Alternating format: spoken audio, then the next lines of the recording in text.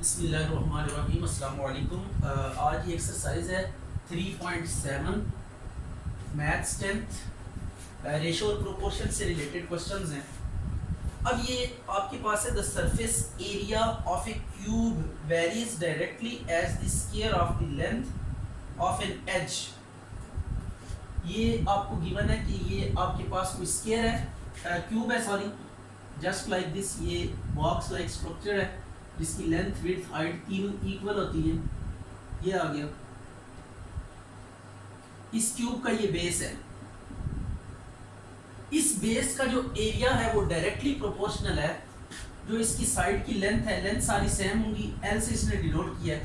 कहते हैं कि इसका जो एरिया है वो प्रोपोर्शनल है लेंथ ऑफ द एज, तो A is directly proportional to L.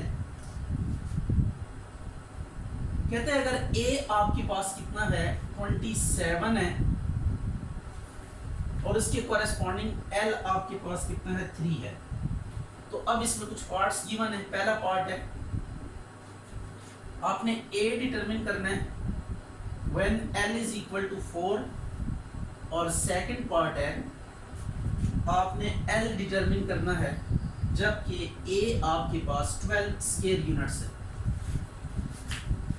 तो फर्स्ट ऑफ ऑल आप क्या करेंगे, रिलेशन को इक्वेशन में कन्वर्ट करेंगे। तो ये a is directly proportional to l है, तो इसको हम क्या लिख सकते हैं, a is proportional to l को प्रोपोर्शनैलिटी का साइन खत्म करके इक्वल टू सम कांस्टेंट और फिर l लिखेंगे।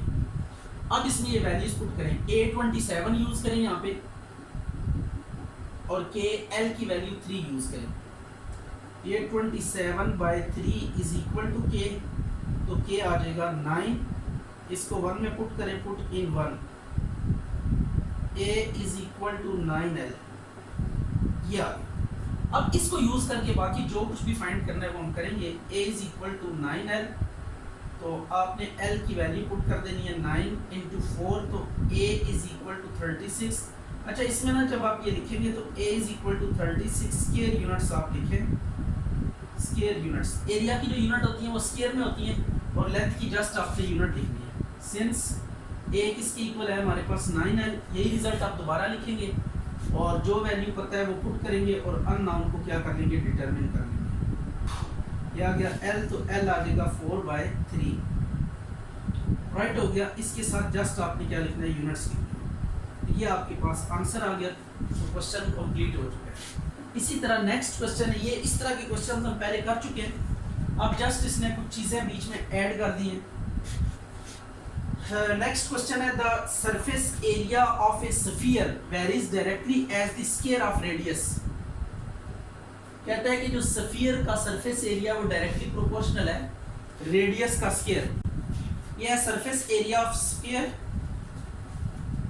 अब आपको सरफेस गिवन है, सरफेस है आपके पास 16 पाई जबकि रेडियस है 2। आपने फाइंड करना है r जबकि आपके पास s दिया हुआ है 36 पाई। ये क्वेश्चन है, it is quite easy question. तो जस्ट आपने प्रोपोर्शनैलिटी का साइन खत्म करना है। Since s directly proportional to r square है, s is equal to k r square आ जाएगा। s की वैल्यू आपने पुट कर देनी है। s की वैल्यू कितनी है आपके पास 16 पाई एंड r की वैल्यू अगर आप नोट करें तो दैट इज 2। ये आप यूज करें, s की जगह पे 16 pi is equal to k, r की जगह पे 2 का स्क्वायर, तो 16 पाई 4k, तो k इज इक्वल टू 4 पाई आ गया। इसको अब आपने क्या करना है, k की वैल्यू को 1 में पुट कर देना है, put in 1, s is equal to 4 pi r square. ये सरफेस एरिया का फार्मूला आ गया। अब इसको यूज करते हुए आपने क्या करना है, जो भी अननोन आपने डिटरमिन करना है वो कर लेंगे। तो s is equal to 4 pi r square, s के नीचे s की वैल्यू पुट करें 36 पाई 4 पाई r स्क्वायर, तो r square is equal to 36 pi over 4 pi, pi pi से कट गए 9, तो r square is equal to 9, r is equal to 3 आ जाएगा, r is equal to 3। Question number 3 है, इसमें ये कह रहा है कि in Hooke's law The force applied to a stretch spring varies directly as the amount of elongation. तो F डायरेक्टली प्रोपोर्शनल है S के. Elongation mean increase in length. अब कहते हैं अगर F आपके पास 32 LBs है, क्विंटल है, और S आपके पास 1.6 इंचेस है, फाइंड S. S आपने फाइंड करना है जबकि F आपको गिवन है 50 LBs. तो ये आपके पास कुछ चीज़ें गिवन है, इनको यूज़ करते हुए आपने इस क्वेश्चन को सॉल्व करना है. इसके दो पार्ट्स हैं आगे. ये पहले पार्ट में आपने S फाइंड करना है और इसी तरह सेकंड पार्ट में आपने क्या फाइंड करना है, F फाइंड करना है, जबकि S आपको गिवन है 0.8 इंचेस. लेट्स सी इसको कैसे सॉल्व करेंगे. तो सबसे पहले प्रोपोर्शनैलिटी का साइन हटाएंगे.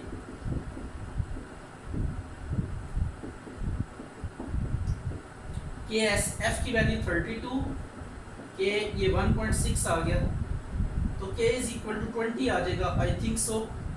ये एफ आपके पास एलबी है, एलबी पर इंचेस. ये आप यूनिट लिखें ना लिखें, इट्स डजंट मैटर.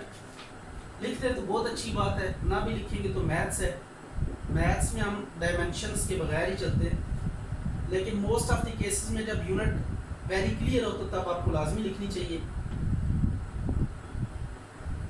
या अब इसको दोबारा लेंगे. यहाँ पे f is equal to 20s, f की वैल्यू 50 और ये 20 आ गया. s आपने फाइंड करना है, 2.5 आ जाएगा. ये आपके पास s एलोंगेशन है तो इंचेस इसकी यूनिट होगी.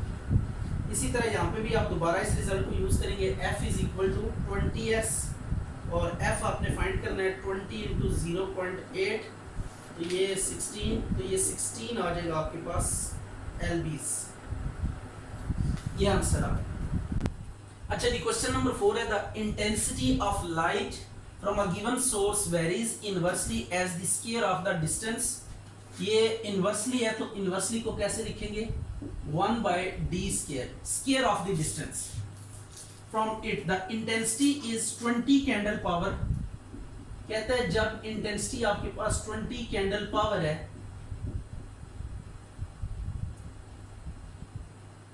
Candle power at a distance d आपके पास कितना है तब 12 फीट है from the source. Find the intensity at distance 8 feet. ये आपने डिटरमिन करना है. अब इसके लिए हम क्या करेंगे, सबसे पहले since I is equal to K और डी स्क्वायर आ जाएगा, इसको 1 का नाम दे दें. I की वैल्यू 20 लिखें, के डी की वैल्यू 12 का स्क्वायर आ जाएगा 20 और ये आ गया के और 144. 20 मल्टीप्लाई 144 इज इक्वल टू के, तो के इज इक्वल टू 2880. इसको 1 में पुट करें, पुट इन 1, तो I is equal to 2880 over D square. ये अब आ गया रिजल्ट. इसको यूज करेंगे. I इज इक्वल है किसके, 2880 ओवर डी स्क्वायर. तो d की वैल्यू पुट करें, 8 का स्क्वायर, यह आ जाएगा 2880 ओवर 64. इसको कटिंग कर लें, जो भी इंटेंसिटी आपको चाहिए. कैंडल पावर 7 यूनिट लिखनी है आपने, ठीक है, कैंडल पावर्स. ये आप लिख दें साथ, इसको कटिंग करें, आपके पास रिक्वायर्ड रिजल्ट आ जाएगा. इसके बाद जी नेक्स्ट क्वेश्चन नंबर है 5. इसमें क्या सीन है, the pressure P of a body of fluid varies directly as the depth. Pressure कहता है P डायरेक्टली रिलेटेड है डेप्थ के साथ. If the pressure expands on the bottom of the tank by a column of fluid. ये D आपके पास, ये depth given है कितनी है आपके पास, 5 फीट हाई. इज प्रेशर है 2.25 LB पर स्क्वायर इंचेस. यहाँ पे आप थोड़ी सी साइंस यूज करनी पड़ेगी. In how deep depth find करनी है, fluid pressure exerts a pressure P 9 lb पर इंच स्क्वायर। ये अब यहाँ पे प्रॉब्लम ये है कि आप अगर नोट करें तो एक यूनिट फीट में और बाकी इंचेस में, तो 100 आपने सेम क्वांटिटी की जो यूनिट्स हैं वो सेम रखनी है। अगर इंचेस में तो इंचेस में सारी यूनिट्स होनी चाहिए, अगर फीट में तो फीट में होनी चाहिए, अगर किसी और फॉर्म में तो वो फॉर्म आपने यूनिट सेम रखनी है, मतलब एक क्वांटिटी की। ये स्क्वायर इंच लेंथ की यूनिट है, फीट भी लेंथ की यूनिट है, तो इनको सेम करना है। तो अब ये आपको पता है एक फीट में 12 इंचेस होते हैं, तो 12 को मल्टीप्लाई करें तो ये 60 इंचेस आ जाएगा। तो ये थोड़ा सा इसमें काम है एडिशनल जो आपको करना पड़ेगा कि यूनिट अगर सेम नहीं है तो यूनिट को आपको क्या करना पड़ेगा, सेम करना पड़ेगा। ये आ गया D। अब P आपके पास है 2.25, K और D है आपके पास 60। अब इसको डिवाइड करें, 2.25 और 60 इज इक्वल टू K। इसको 1 में पुट कर दें तो P इज इक्वल टू 2.25 और 60 इंटू D। अब इसको यूज करके आपने जो भी रिजल्ट डिटरमिन करना है इसके बाद आप कर सकते हैं। P is equal to 2.25 divided by 60 into D।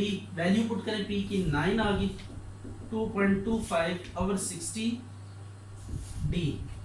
तो 9 को आप 60 से क्या करेंगे, मल्टीप्लाई करेंगे, 2.25 इज इक्वल टू D। तो D जो भी आंसर आएगा इंचेस साथ लिख देंगे आप। डेप्थ है ये 9 को 60 से मल्टीप्लाई करें और इनको फिर डिवाइड करें, you will get the required result. तो ये सिंपल कैलकुलेशन है, कैलकुलेटर का यूज भी आप कर सकते हैं। तो ये काम आपने खुद ही करना है to save our time. Question number 6 है, labour cost varies jointly as the number of workers.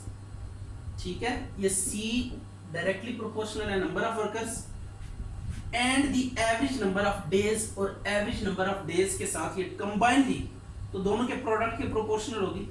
If the cost of 800 workers, cost C से डिनोट कर रहे हैं, वर्कर्स आपके पास कितने हैं, C है, N है और D है।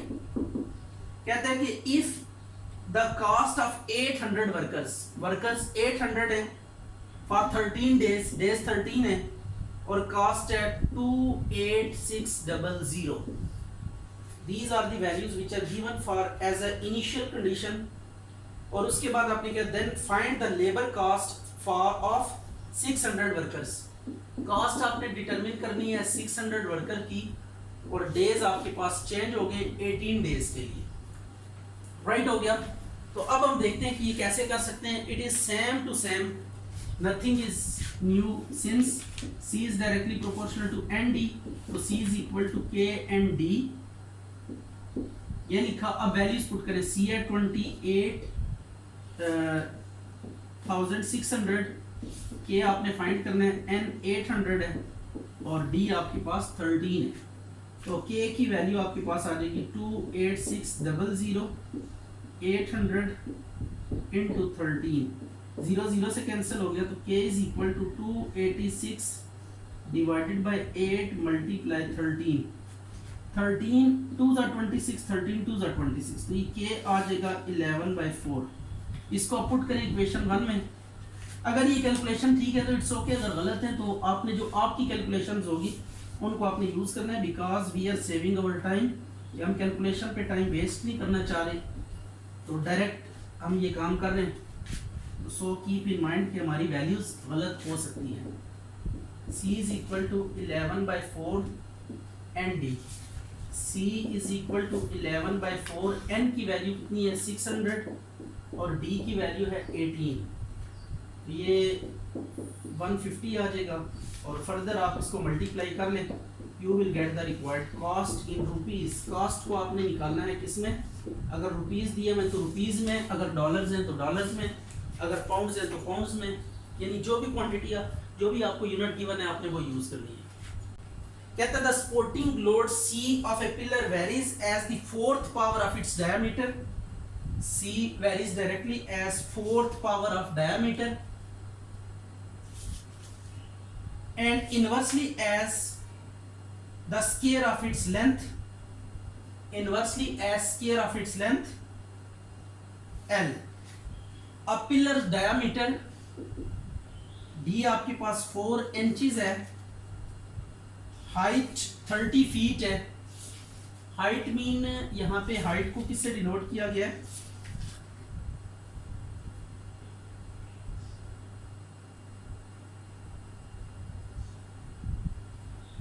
ये रोकना जरा।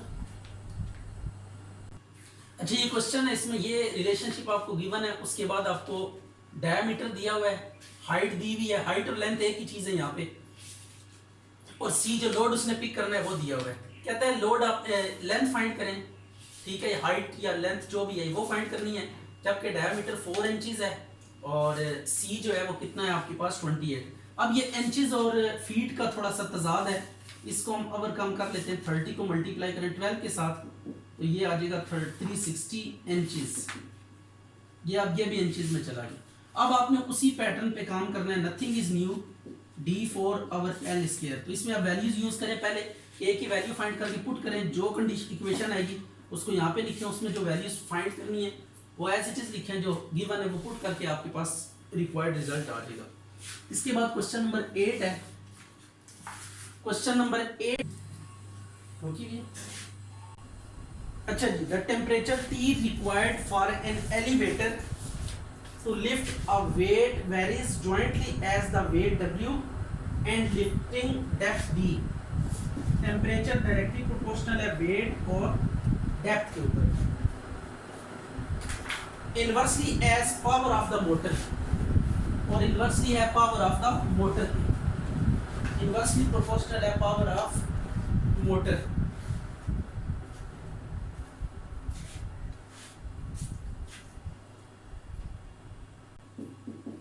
W है, D है और P है, ये 4 चीजें। इधर भी दोबारा इनको लिख लें, पहले आप देख लिया करें जो जो चीजें उनको एक दफा इधर मेंशन कर लिया करें, फिर जो जो वैल्यू उसकी गिवन हो उसके सामने आप प्लेस कर दिया करें। अच्छा जी, अब ये कहता है if 25 seconds are required for 4 horse power motor to lift 500 lbs, weight है 500 lbs through 40 feet, what power is required? Power आपने फाइंड करनी है to lift 800 lbs है through 120 feet। 120 फीट को अब आपने, अब फीट या सारी यूनिट्स तो फीट को आपने कन्वर्ट नहीं करना, इन 40 सेकेंड्स। तो अब ये ओके है प्रॉब्लम, आपने जस्ट वही काम करना है, T is equal to KWD अगर P, पहले K की वैल्यू फाइंड करके पुट करेंगे, फिर दोबारा उसको लिख के आपने क्या कर देना, इसको सॉल्व कर देना है। ये अब आपने खुद ट्राई करना है। It is quite easy question, just काफी लेंथी स्टेटमेंट है, पेपर में आने के इसके चांसेस बिल्कुल ऑलमोस्ट 0% है। अच्छा जी, the kinetic energy of a body varies jointly as mass, kinetic energy as mass of the body and square of the velocity. If the kinetic energy, अब 3 चीजें पहले इधर लिख लेते हैं, काइनेटिक एनर्जी, मैस और वेलोसिटी। यहां पे भी ये चीजें अगेन रीटाइप कर लेते हैं, काइनेटिक एनर्जी, मैस और वेलोसिटी। अब इसमें कहता है कि इफ द काइनेटिक एनर्जी, इस काइनेटिक एनर्जी आपको गिवन है 4320 feet per LB, when the mass is 45 LB, 45 quintal mass है, the velocity is 24 feet per second. Determine the kinetic energy, weight है या मैस है 3000 LB, automobile travelling 44 feet per second. ये अब आपके पास problem है, इसको भी आप बड़ी आसानी से देख सकते हैं कि ये सेम टू सेम है, जस्ट आपने प्रोपोर्शनैलिटी का साइन खत्म करना है, कांस्टेंट लगाना है और उसके बाद वैल्यू सब्स्टिट्यूट करके आपके पास रिजल्ट आ जाएगा। ये अब आपके पास तीसरा चैप्टर कंप्लीट हो चुका है।